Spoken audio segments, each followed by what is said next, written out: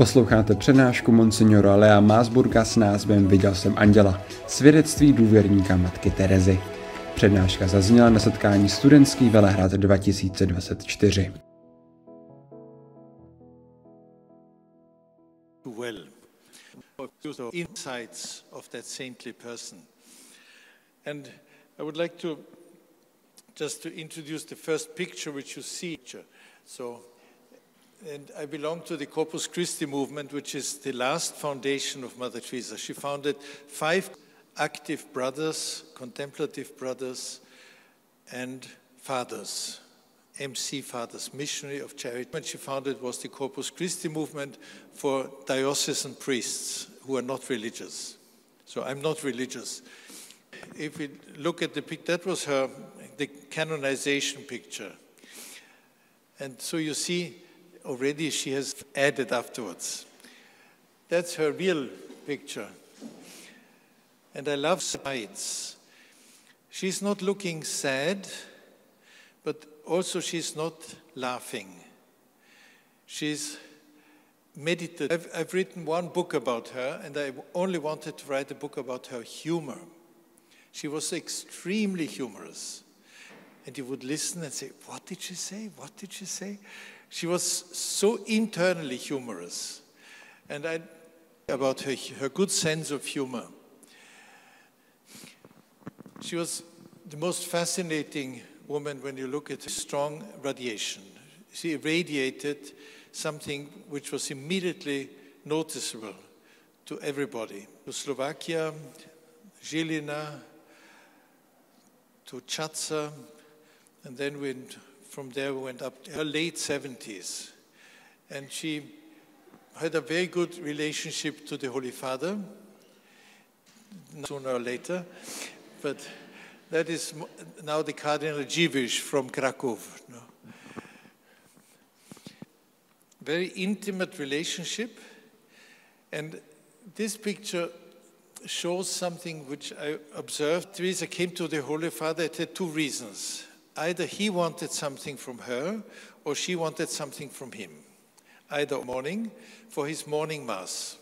And then after Mass, they had business. But it never took longer than 3, maybe the whole group, especially Mother Teresa, of course, with us, being in that group, we would walk behind them, take the guests back out.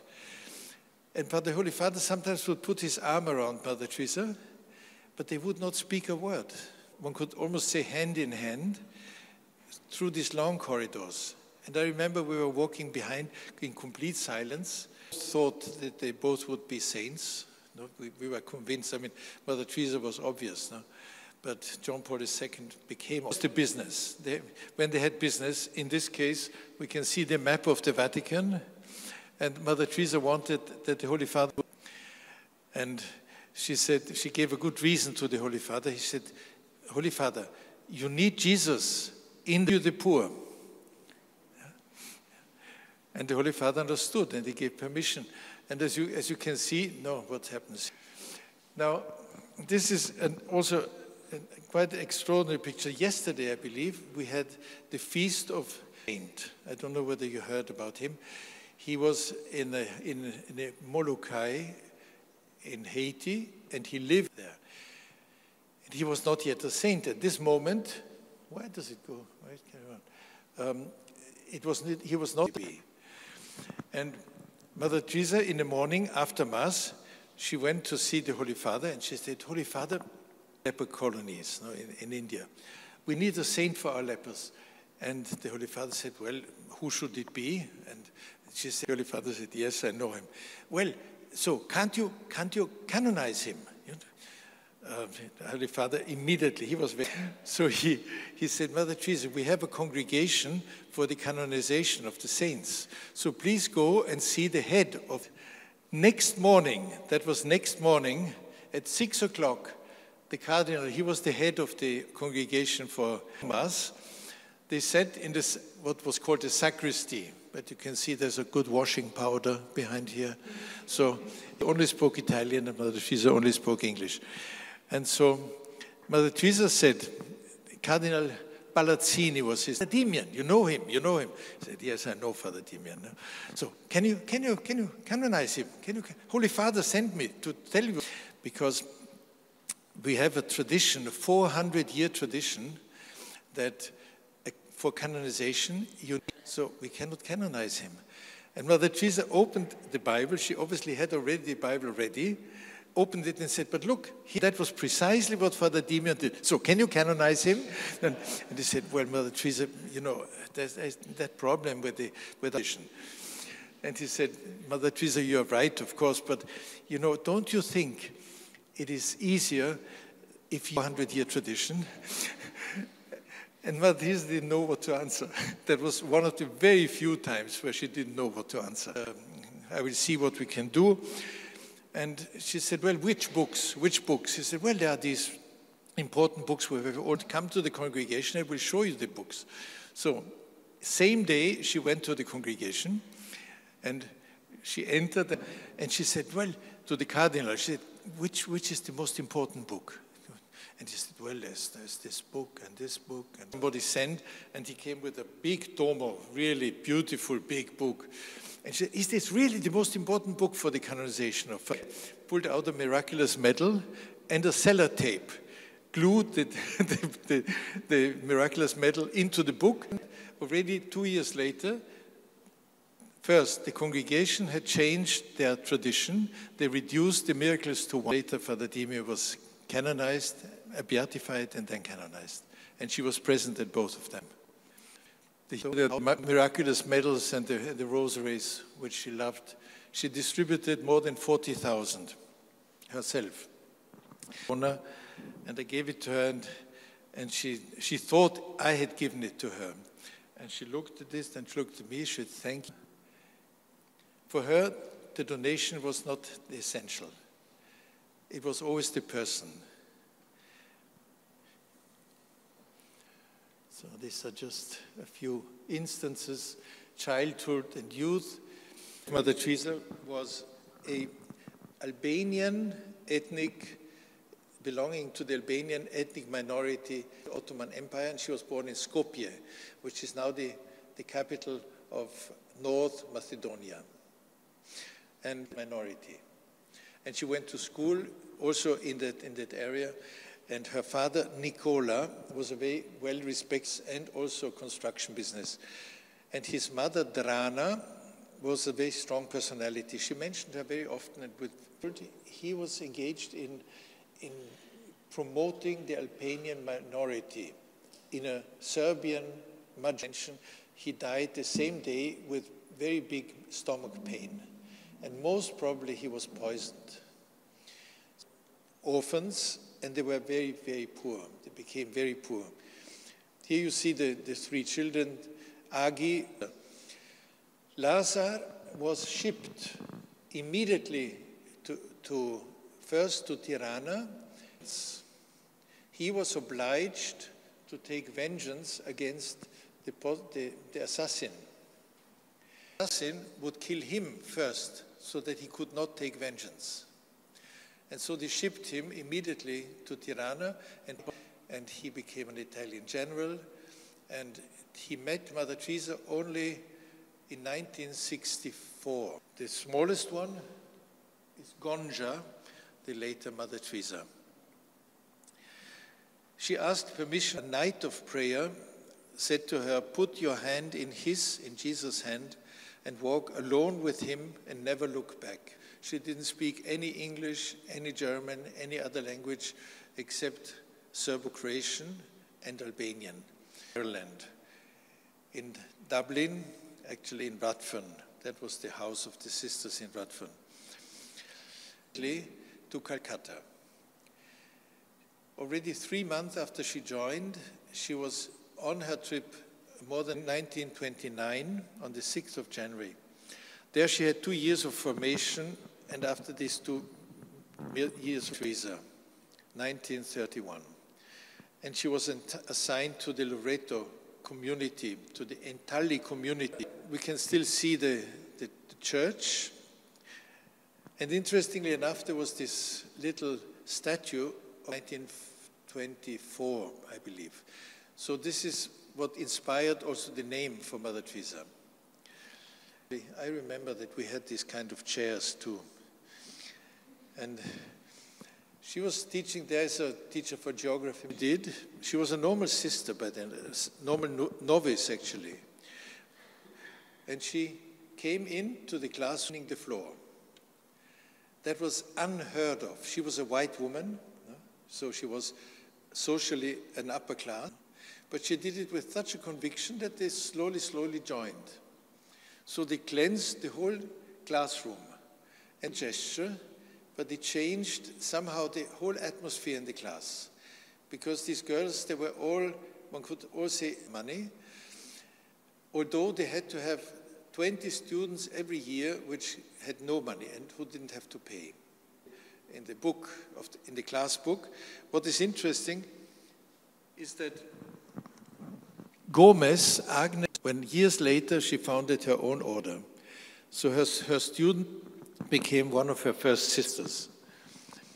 Depressing. Unfortunately, it has not changed too much. When you go to Calcutta, as we might go, and you have real situations of extreme poverty. Mother Teresa went to the slums every Sunday in order to teach the children Bengali. So they sat under a tree, and with a stick she would grave the Bengali letters, which are very beautiful.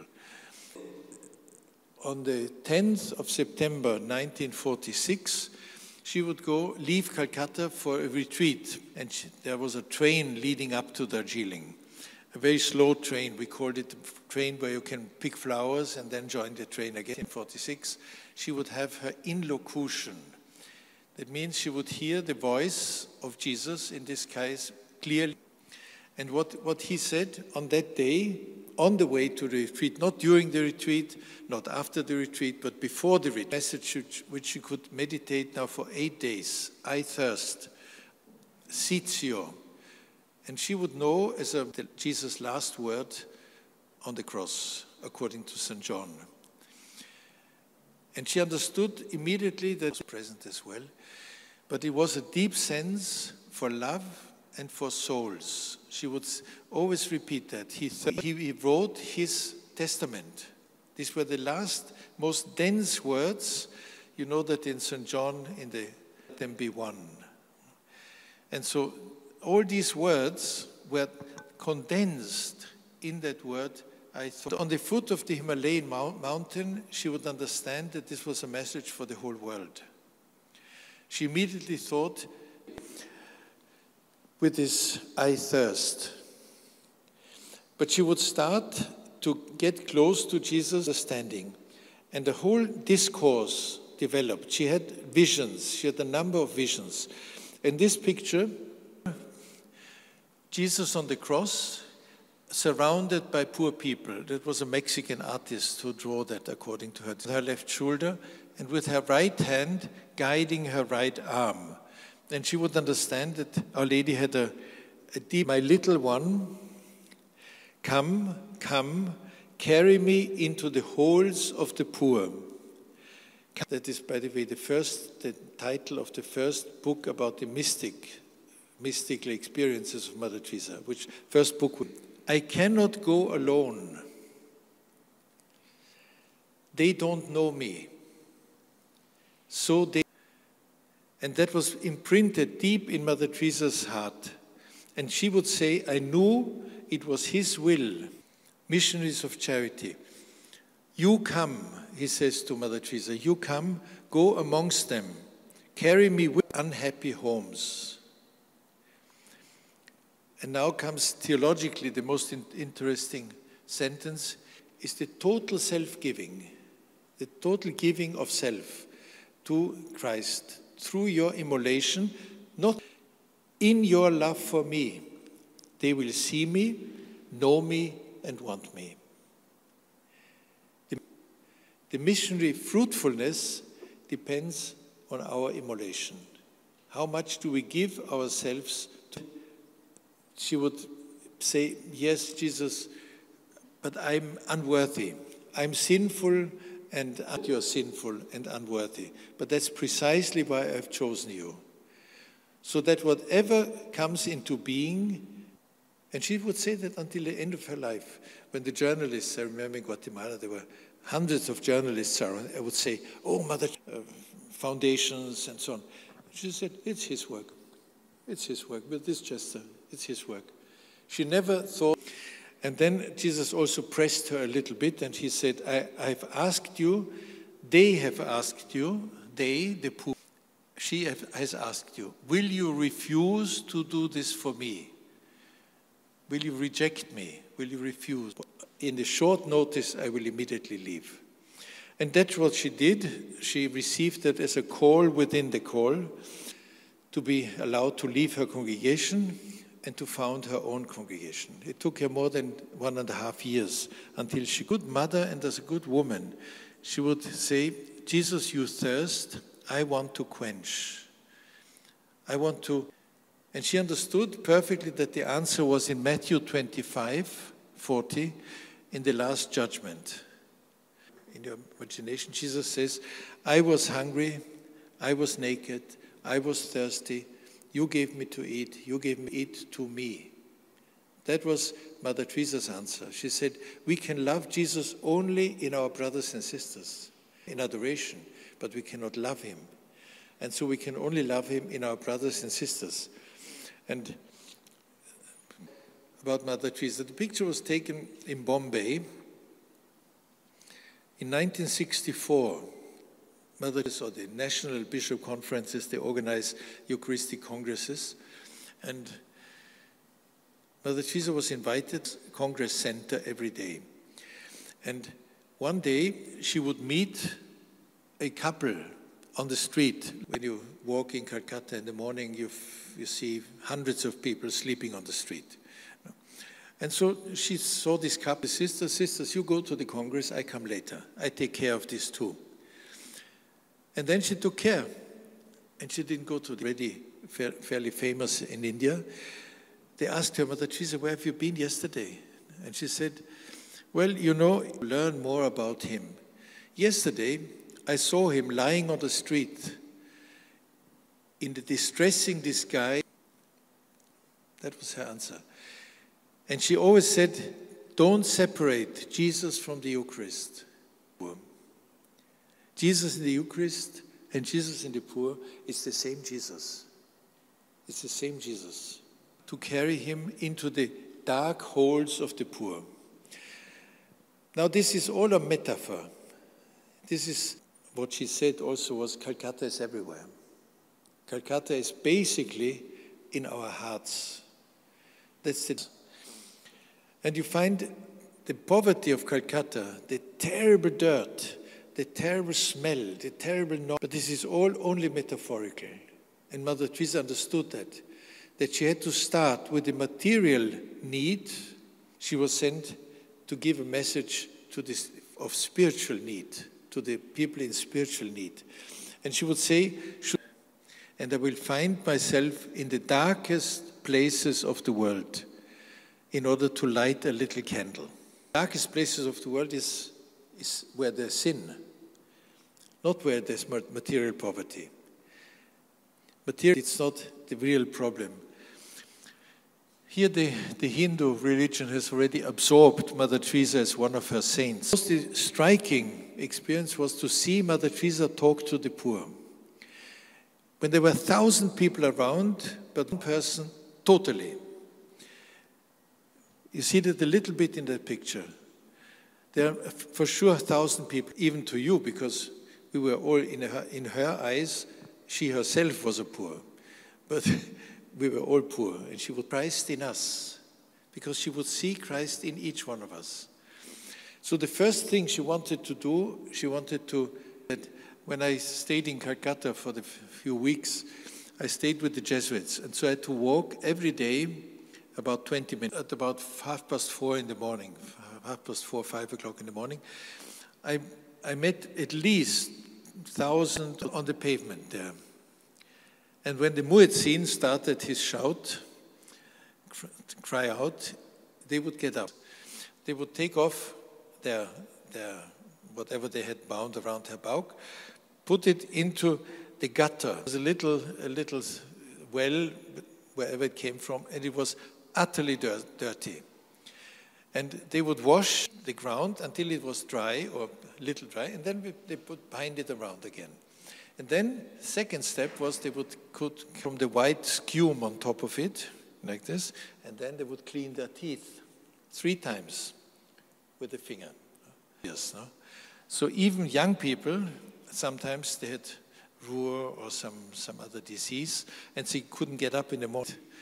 So you had either they would trample over them, or they couldn't push them on the street because there were rickshaws, into that little water, which was somehow pleasant because it was a little cooler, the temperature. The problem was that in that gutter there were small animals which would eat your saloon, for example.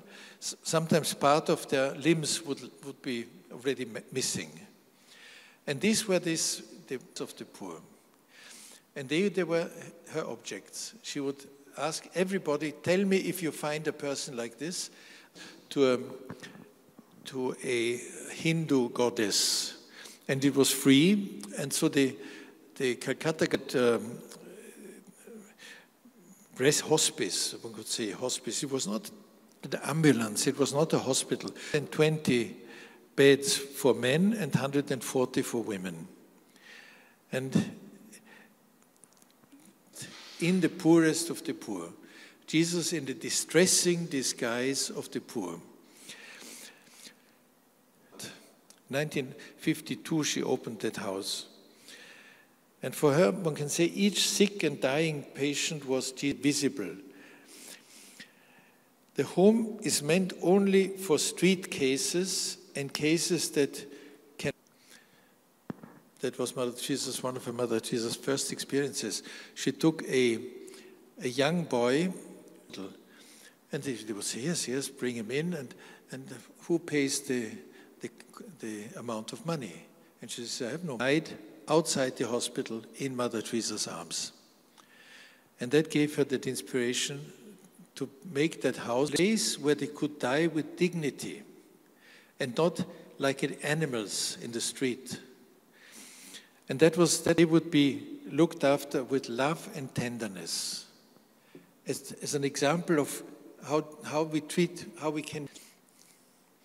This man said to Mother Teresa, I have lived like an animal in the gutter. Now, this was what she wanted. She wanted to give the people the possibility to die loved and cared for. Me, who was a Slovak bishop, Paul Nilica, and we went to Calcutta and we went to see the dying, and they're all Hindu, all Muslim. There's hardly any Christian amongst them. But none of them has died without...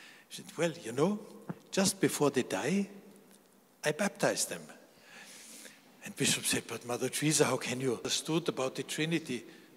Do you? And then he said, but they have never learned catechism. Before they die, I ask them, if you die, do you want to go to the God who has sent you the... Yeah? Do you understand? I've asked them, do you want to go to that God? And actually, theologically, that's a very interesting point. It's not only a good answer, it's a very interesting point. Love. Just love. Pure love. So, is this time over?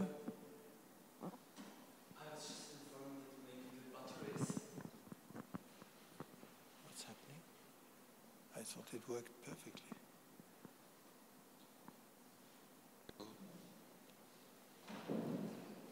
Sorry for disruption. Please continue. Tell.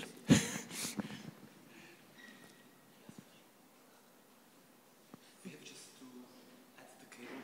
To find where we are. Ah, that's a good picture, yes. This picture, and I thought it was a very good explanation for Mother Teresa's theology. the body of Christ, this is my blood.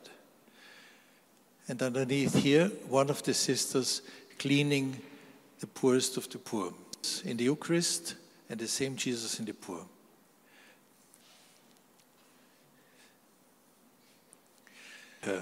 In the home for the dying.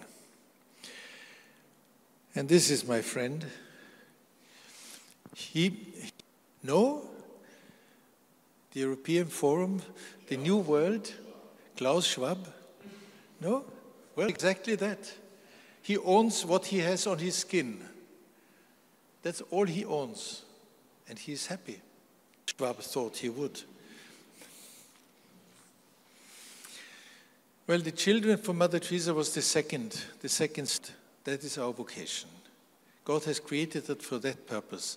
And so she put, the second foundation was Shishubat, those who were running around alone, abandoned by their parents. Sometimes she found children in trains. Children would put, and that was the end of the train, and the children would be there. Not knowing where they came from, not knowing, look for children, and also for people, because they would also put old, elderly people they couldn't look after, they would put on the train to Calcutta. Those who have been poisoned on the train, that also happened. They were poisoned on the train and robbed, and then they would get to Calcutta. I was in Calcutta in the late 80s, and I went to one of the houses of Chishu Baban in the morning for the sick. I saw the newspaper lying outside the main entrance. And so I thought, pick it up and bring it something inside the newspaper. And there was a little child. And so I picked it up and brought it to the sisters. And they said, oh yes, that happens. So if they bring it to the sisters, the child will be looked after very well. And they will be looked after in this child home. And she said, in this life, we cannot do a small child with great love.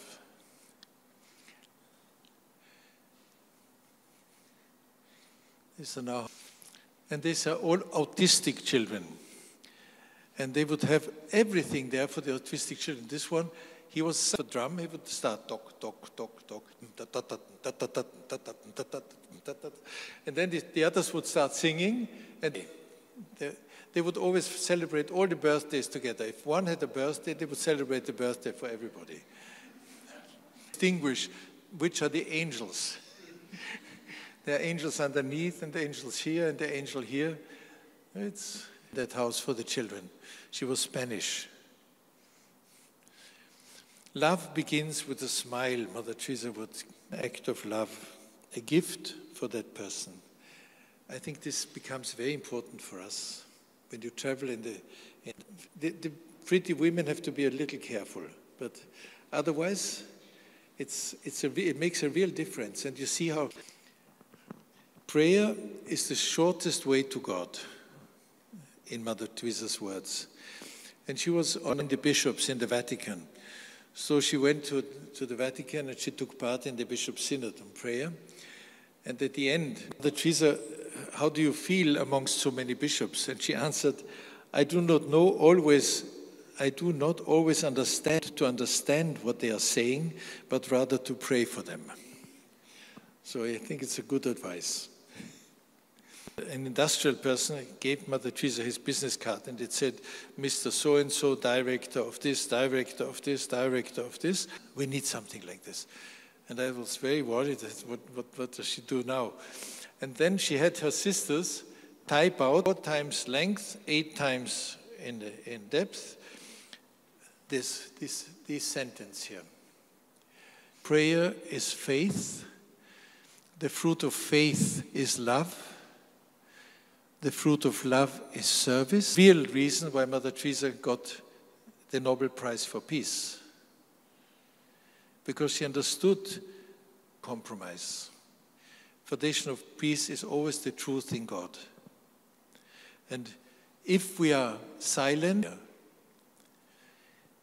without silence, no prayer. And the fruit of this prayer, we will know him that he is love.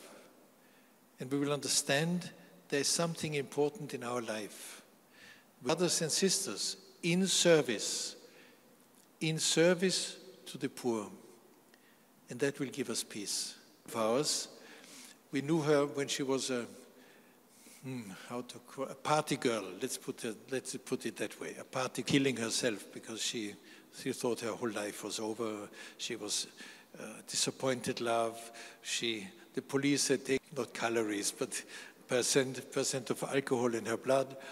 And so her brother gave her good advice, go to Calcutta for 3 months, and then she stayed until Christmas. And on Christmas Eve, she had a unique experience of somebody dying, and Jesus was looking onto me through his eyes. And this little girl, Austrian girl, now is a... When we realize what Christ is really for us, then that changes everything. Alone. Mary, mother of Jesus, be mother to me now. That was the other side of her business card. She knew we need intercession. She left us with that sentence, a man is never further away from God than a prayer. Wonderful, thank you. There should be also some questions. Well, what we can do is we can ask...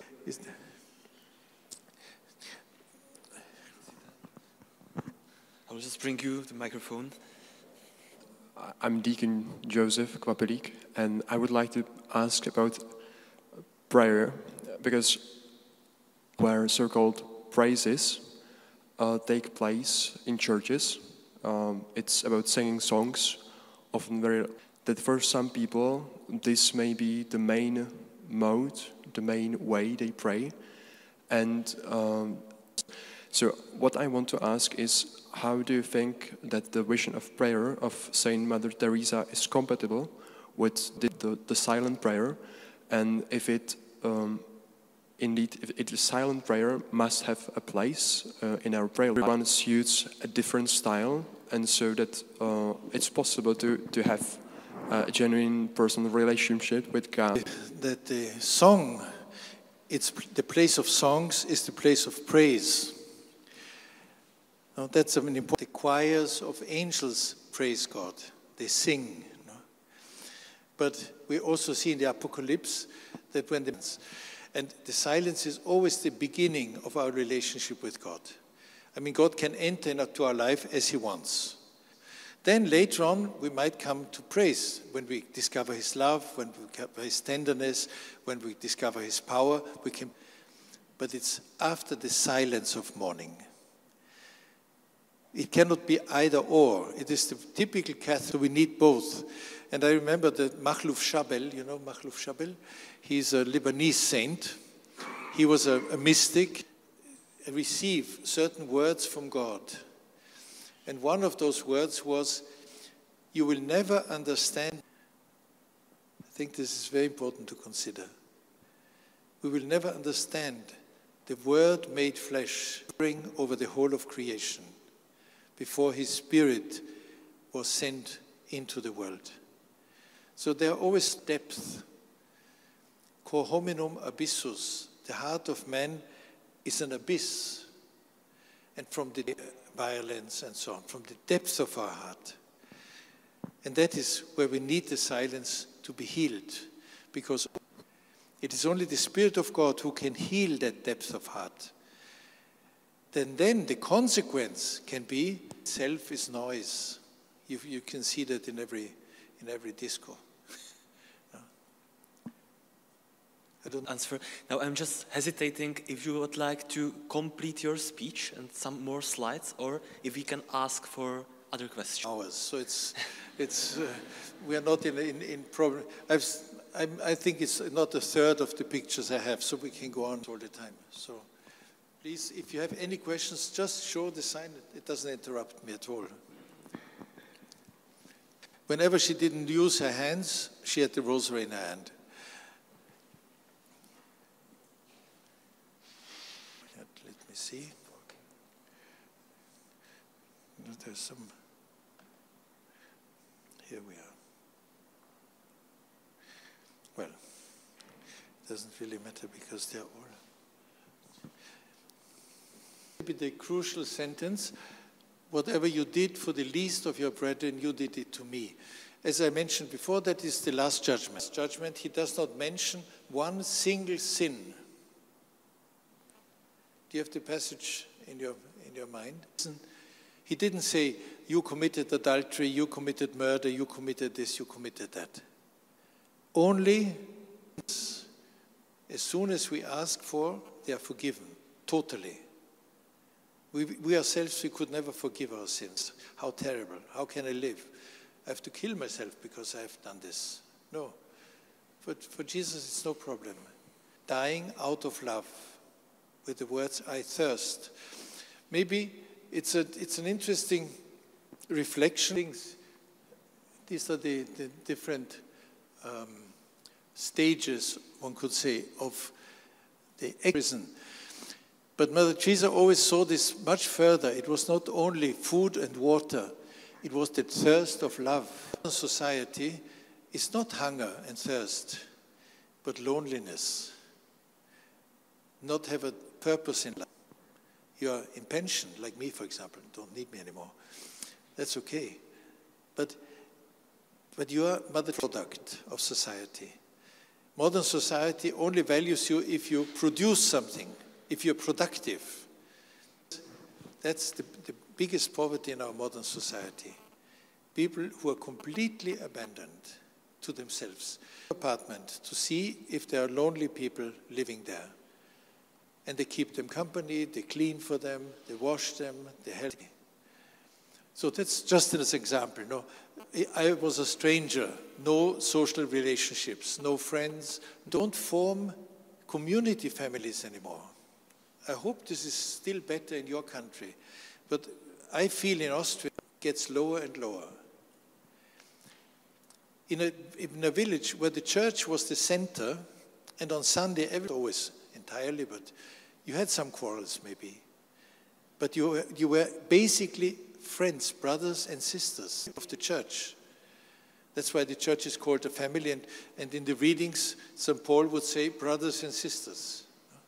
For the computer? This is the cable, I have to plug it in, but I'm afraid this is not the right one. Well, yes. Well, these are good computers. So. Well, and then all the others, our own society, on decay right now. They are not completely spoiled. There's still present a lot of good in the society rise, and what makes it drop? Unfortunately, I believe that the mass media are not the ones who make it rise. Right?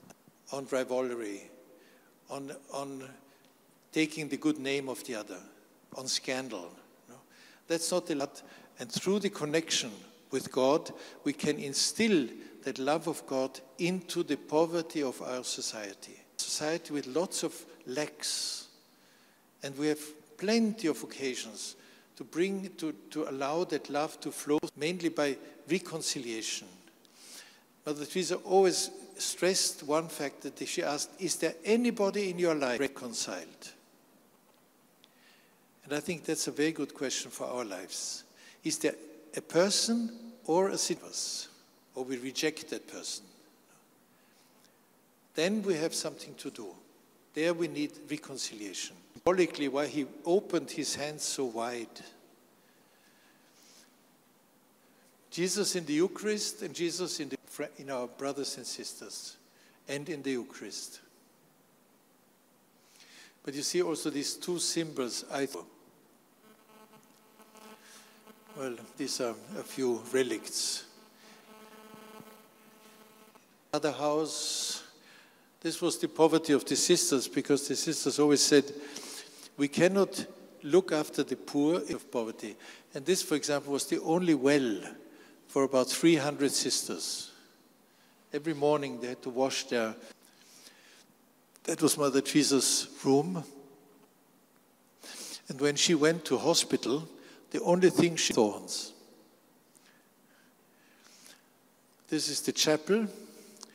Another sign of poverty, because the lower circular road, which is a big belt road around Calcutta, or through Calcutta, and there was such a noise. Windows, it would get so hot that you could not survive. So they had to keep the windows open. But then, with every car passing on, roll into that chapel. And the sisters would clean it 3 times a day, the whole chapel. And went to microphone. And Mother Teresa said, no, the poor, they don't have microphones, so we will not allow a microphone. So he said, then I will not come. And then there was another request, would you come now? And so after, I think, 6 months, they made a compromise. He would bring, and Sister Anand, she was the first German-speaking sister, she told me that when the Archbishop came with the gospel at the Mass, they could understand the words of the priest for the first time. The noise is tremendous. You cannot understand from the street, from singing, from shouting, from all kinds of noises. It's terrible. She said, Father, it's music. It made it easier to. This is the 2 sentences. 1964, Mother Teresa started sending everywhere. Calcutta is not only where you have physical poverty. Calcutta is mainly where you have social poverty and spiritual poverty in the modern atheist society. That's the real Calcutta of our life. 19th of October 2003. This is, by the way, this is the later Benedict XVI standing next to when we went to one of the meetings. But the street was lined with people for about 8 hours. And then cheering at her. That was on one of, this, by the way, is Bishop Nilica, the Slovak bishop. Whenever she had a moment, that was in an airplane, and she would first pray, then she would pray the writing. Then she would fall asleep normally, then she would drop the pencil. When she woke up again, about 5,000 unpublished letters, which she wrote to different groups, to different people, to politicians, to children, to young people, to her a teacher of the church. That was, again, Paul VI, the first prize, together with Bishop Nilica. She received, I believe, immense number of prizes. In her room, there was one of those boxes. It said awards. Her bag with all the awards she had received in the meantime. And so she had received not only the US, she had spoken at the United Nations, the World Synod of Bishops. She received Templar. She received all together over the world. And she would have commented with one word: it's his work. It's his work. She has nothing to do with it. The Medal of Freedom, United States citizenship. This, you know, another Lady D in the Bronx. She went to see her in the Bronx. There's one, you don't know him, but I know him very well, to see. And this was, I think this was the 38th doctorate she received. 5,000 listeners, and she would start her speech, Jesus taught us. She would immediately, that was a meeting with the Holy Father. That was in the Soviet Union. It's a nice picture because it shows, first of all, you know this gentleman behind here? This 25th of December, 1988. That was in the earthquake. There was an earthquake with about 30,000 dead. And so she had sent the sisters immediately. Here she's signing the contract, destroyed houses. I think this here was a school. Well, you know Rio. These are the favelas. In the favelas. And I said, but where's the square in the favelas? Because the favelas are very, very narrow. They said, well, that's where they put the police station, so there's a square now. It's empty. That was where we met with the sisters. And then this is the Copacabana, they called it, the Copacabana, the Rota de las Americas. And there was a family living in. But look, the joy to see the sisters. The joy in their eyes. And there, as a good European, I said, but careful, careful, look, there's everything open, no? There's full favela. This was the stove. This is a gas stove. A little fire and they warmed something. This they never used.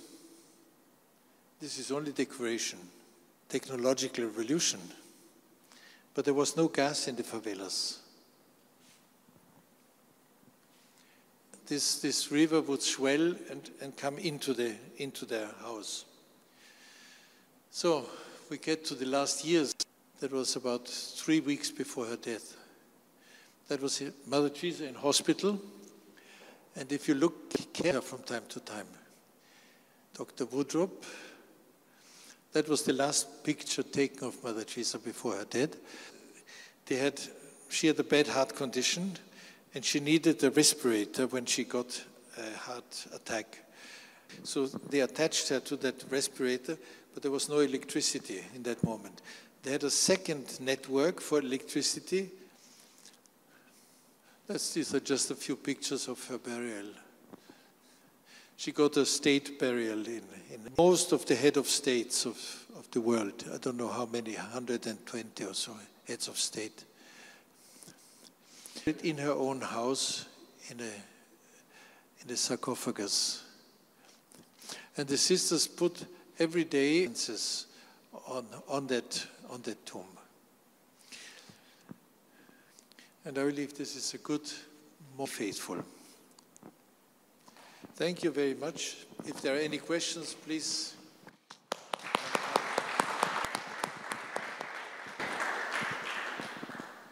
I would also like to thank you for sharing your personal experience with this audience. If not, I would ask you. Well, there are two reasons when there are no questions. It can have two reasons. The first reason is it was so perfect. There was absolutely no question left over. They didn't understand anything. So, please. It was brilliant, and I have some questions. So, from Mother Teresa. That's everything. Did you understand? Or okay. So, what is the biggest question? Lesson. Lesson. Yeah. The biggest lesson. Be a saint. One journalist once asked Mother Teresa, people call you a saint. What do you say yourself? Sanctity? Sanctity is not a privilege of the few. Sanctity is the simple duty for you and for me. So.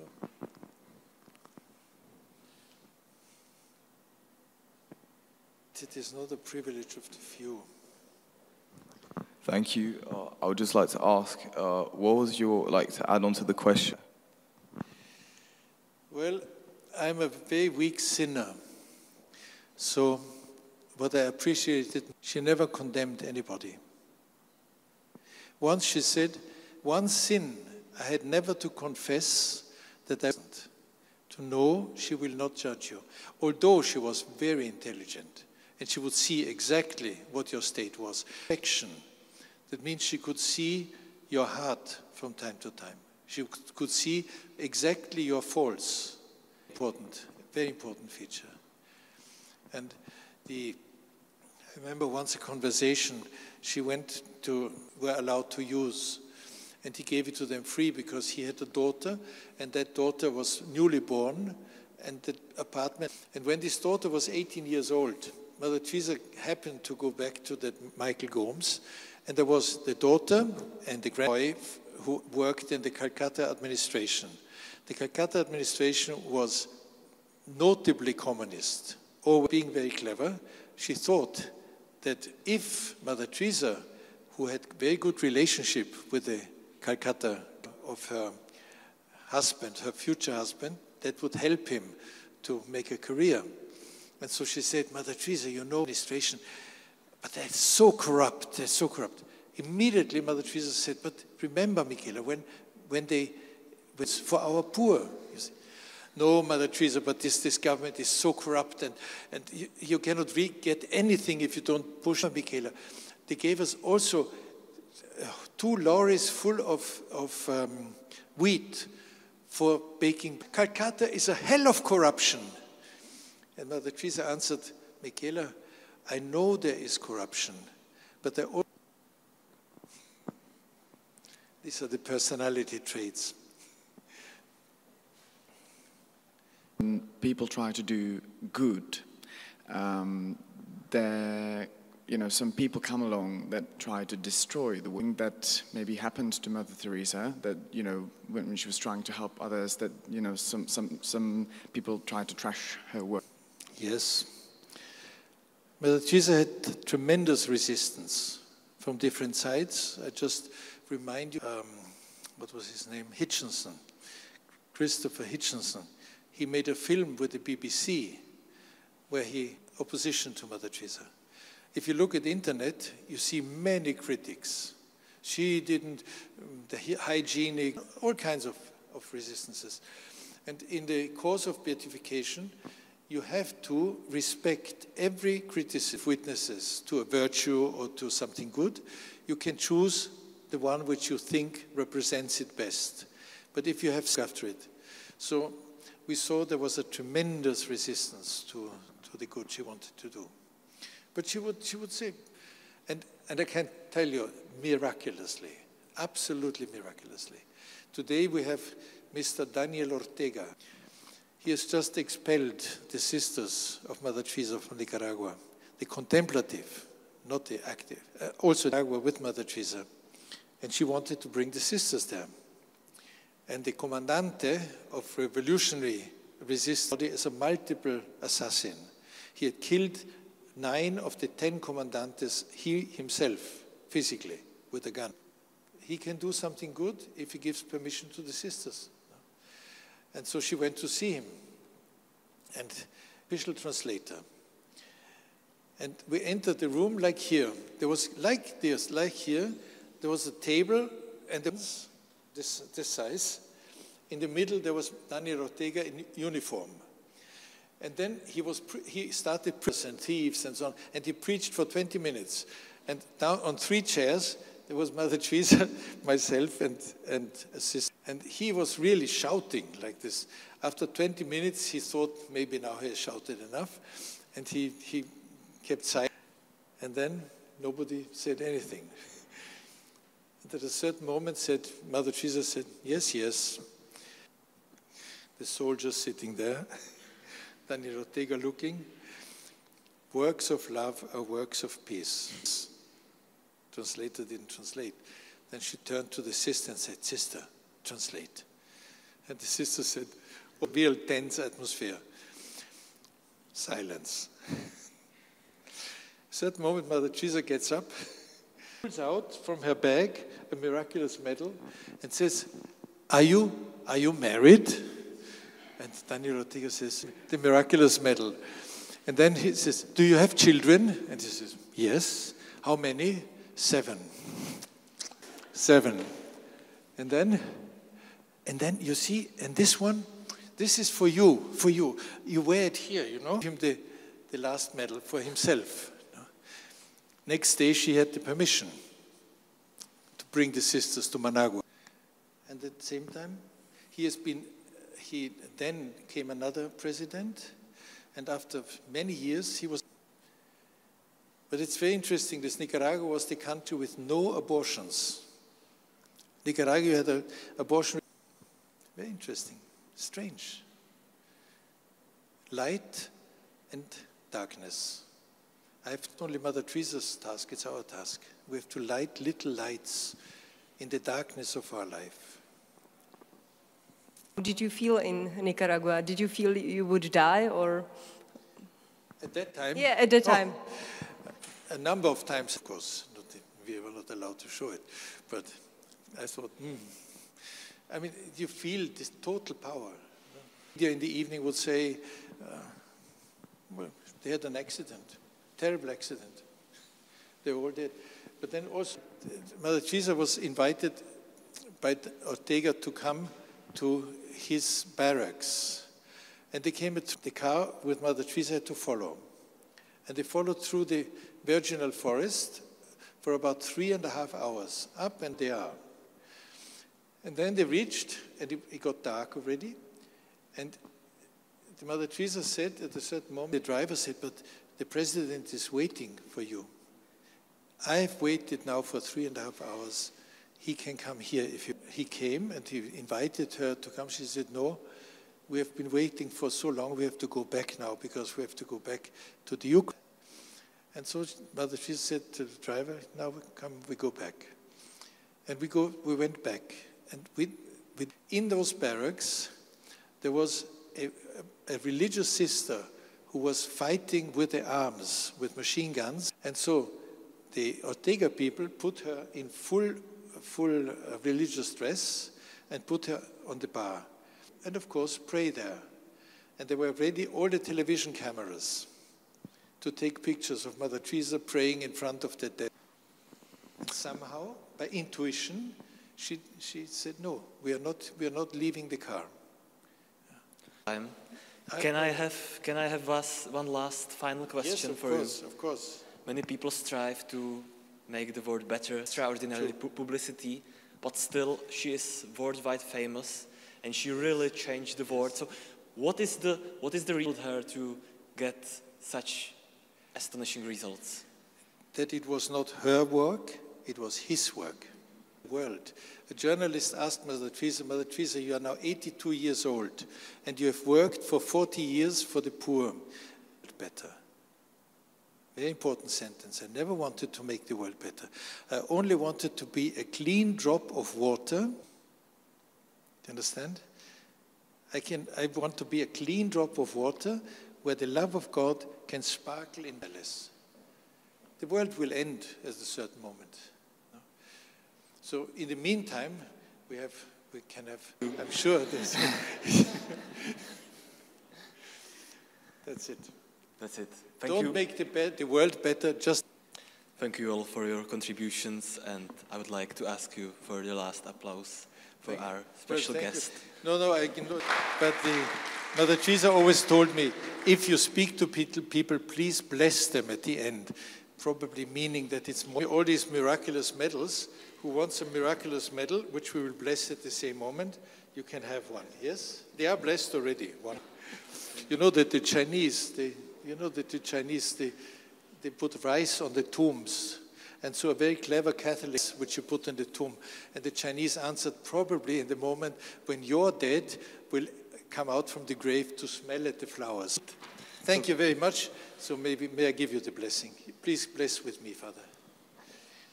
The Lord be with you, and all the angels and saints, may Almighty God bless you, the Father, the Son, and the Holy Spirit. Amen. Thank you very much for your patience. This one's for you. Thank you. Thank you very much. Slyšeli jste přednášku, která zazněla na Studentském Velehradu 2024. Celostátním setkání věřících vysokoškoláků a mladých pracujících. Více informací o této akci naleznete na www.studentskývelehrad.cz nebo na našich sociálních sítích.